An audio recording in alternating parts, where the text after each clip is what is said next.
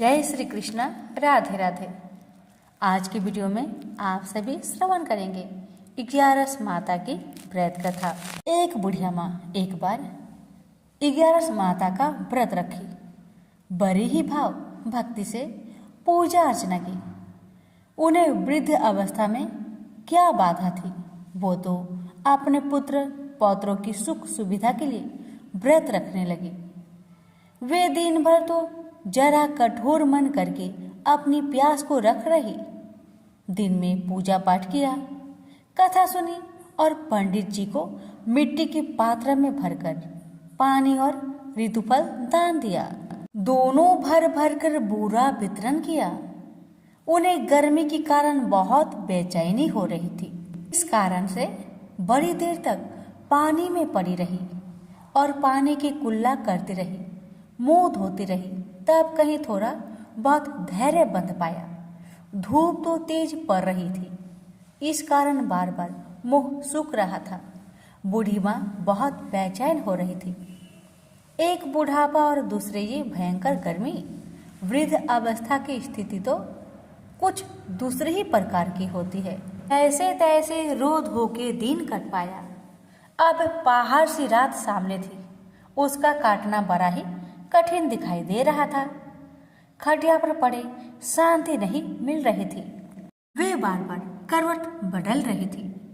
अनेक बार वो बाहर जाती और भीतर आती। उन्हें घर के अंदर शांति नहीं थी। वे पड़ी पड़ी एकादशी माता का स्मरण करती रही। वे कहती रही कि हे माता जी, आप मेरी लाज रखेगा, आप ही मुझे शक्ति दे दीजिएगा जिससे मैं भली भांति आपका व्रत कर सकूं और ये पहाड़ सी रात शांति पूर्वक व्यतीत हो सके। प्यास के कारण बूढ़ी माँ की बेचैनी तो बढ़ ही रही थी। उन्होंने धैर्य रखने का बहुत प्रयास किया, किंतु सहनशीलता की सीमा टूट गई और वे घबराकर एकदम चिल्ला पड़ी। बोली, बचाओ बचाओ बचाओ। अम्मा का चिल्लाना सुनकर परिवार भर के नर नारी, बच्चे और पड़ोसी एकत्रित होकर बूढ़ी अम्मा की खटिया के समीप पहुंच गए। सबने पूछा, अम्मा जी आपको क्या हो गया? आप क्यों चिल्ला पड़ी है? आप इस वृद्धावस्था में ये कठिन व्रत क्यों कर रही हैं? अम्मा जी ने कहा, शक्ति से ही भक्ति होती है। थोड़ी ही देर में वे फिर से बोली कि अरे हमारे प्राण तो ही निकल जा रहे हैं। मेरी छाती पर ठंडे पानी का घड़ा रख दीजिए। नातियों ने दादी की छाती पर ठंडे पानी का पात्र रख दिया। तब कहीं उन्हें थोड़ा बहुत आराम मिला और थोड़ी देर के लिए उन्होंने अपनी आंखें बंद कर ली। एकादशी माता ने सोचा कि ये बूढ़ी अम्मा है तो बहुत कठोर, जरा जाकर उसकी परीक्षा लेनी चाहिए। वे आधी रात को मुर्गा बनकर टेर लगाने लगी। मुर्गा की आवाज़ सुनकर दादी जल्दी से उठी और बाहर जाकर आसमान की ओर देखा, किंतु आसमान में कहीं उन्हें प्रातःकालीन तारा दिखाई नहीं दिया। वे सोचने लगी कि ये मुर्गा क्यों और कैसे बोल गया है। ये तो आधा रात मालूम प्रतीत होता है। उन्हें प्यास तो बहुत लग ही रही थी। थोड़ा बहुत उनका मन भी विचलित होने लगा था, किंतु अंत में उन्होंने दृढ़ निश्चय किया कि मैं अब व्रत को पूर्ण करके ही छोड़ूंगी, चाहे कुछ भी हो जाए, मेरा प्राण ही क्यों ना निकल जाए। ये सोचकर फिर वे खटिया पर शिथिल होकर सो गई। थोड़ी ही देर में एकादशी माता ने उनकी फिर से परीक्षा लेनी चाहिए। एक छोटी सी बालिका एक गिलास में शरबत लेकर उनके सिरहाने खड़ी हो गई और जोर से बोली, दादी जी सवेरा हो गया, हाथ मुंह धोकर शरबत पी लीजिएगा। पहले तो शरबत का गिलास देखकर उनका मन ललचाने लगा, किंतु अचानक व्रत का स्मरण हो आया और उन्होंने सोचा कि मैं किसी भी प्रकार से अभी शरबत नहीं पी सकती हूँ और वे शांतिपूर्वक अपनी खटिया पर लेट गई। फिर थोड़ी देर में उन्हें ऐसा लगा कि जैसे किसी ने उन्हें पानी के कुएं में पटक दिया हो। वे बड़ी देर तक उस कुएं में हाथ पांव चलाती रही, किंतु उन्होंने अपने मुख में पानी की एक बूंद भी नहीं जाने दी और वे दृढ़तापूर्वक अपना व्रत पालन करती रही। थोड़ी ही देर में न जाने कहां से सामने आग जलने लगी, जिससे भारी गर्मी बढ़ने लगी। प्यास के कारण प्राण निकलने लगे, किंतु बूढ़ी अम्मा का कुछ भी नहीं बिगड़ पाया। वे जहां की तहां मुस्कुराती हुई बैठी रही। थोड़ी ही देर में बाहर प्रकाश दिखाई देने लगा। ऐसा लगा कि जैसे सवेरा हो आया। बूढ़ी अम्मा ने जब बाहर निकलकर देखा तो समझ गई कि अभी सवेरा होने में 3-4 घंटे की देरी है। यह जानकर वे शांतिपूर्वक इधर उधर घूमने फिरने लगी। एकादशी माता ये बात अच्छी तरह से समझ गई कि ये बूढ़ी अम्मा किसी भी प्रकार से अपने व्रत से नहीं टल सकती। वे उनके सत्य व्रत को ही अच्छी तरह से समझ गई। सवेरा होते ही बूढ़ी माँ ने स्नान किया, भगवान का पूजा पाठ किया, एकादशी माता की कथा सुनी, ब्राह्मणों को दक्षिणा देकर भोजन करवाया। तब कहीं बूढ़ी अम्मा ने जल ग्रहण किया। कन्याओं को भोजन कराने के बाद अम्मा ने भोजन किया। उस श्रेष्ठ व्रत के प्रताप से बूढ़ी अम्मा की आयु में वृद्धि हो गई। उनका घर परिवार हरा भरा हो गया। घर में अब उनके कोई भी अभाव नहीं रहा। वे हर तरह के सुख साधनों से संपन्न हो गई। नाती नातिनों से उनका घर भर गया और वे उसी दिन से 12 महीने की एकादशी का व्रत करने लगी।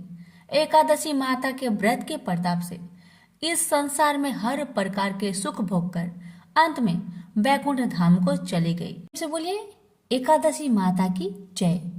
एक लड़का सूट बूट पहनकर अपने ससुराल पत्नी को लेने जा रहा था।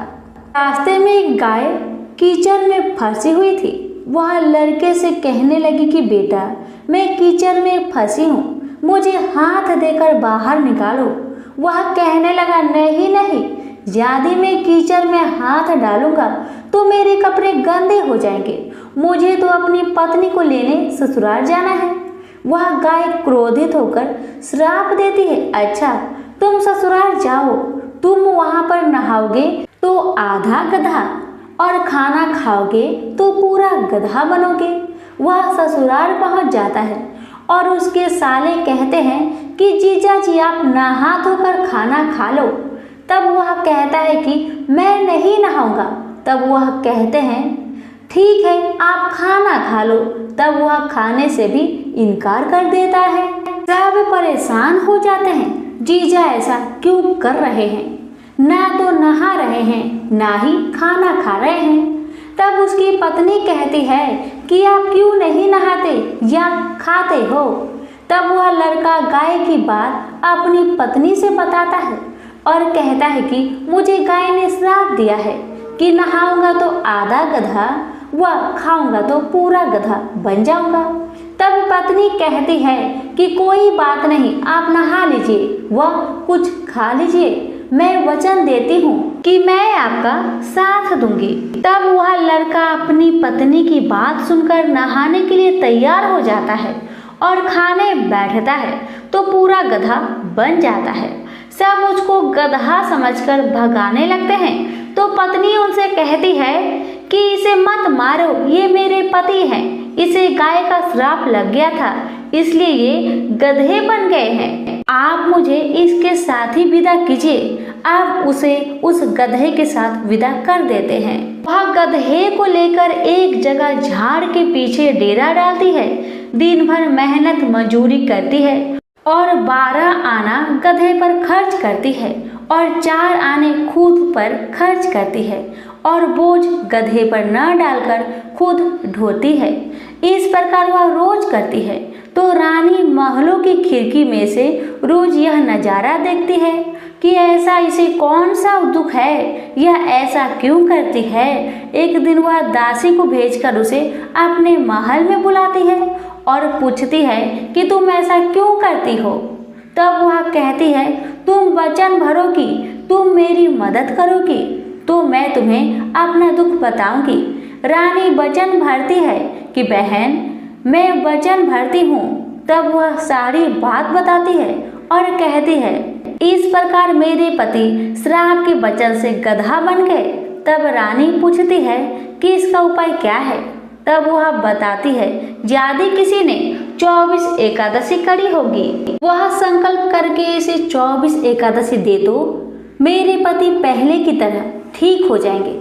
तब राज्य में ऐलान किया जाता है कि 24 एकादशी जिसने भी की हो वह राज दरबार में आए। तब एक बुढ़िया को लाया जाता है। जैसे बुढ़िया संकल्प करके एकादशी देती हुई नहाती है, उसके नहाने का पानी उस गधे पर गिरता है। वैसे वैसे वह गाय लड़के के रूप में आ जाता है।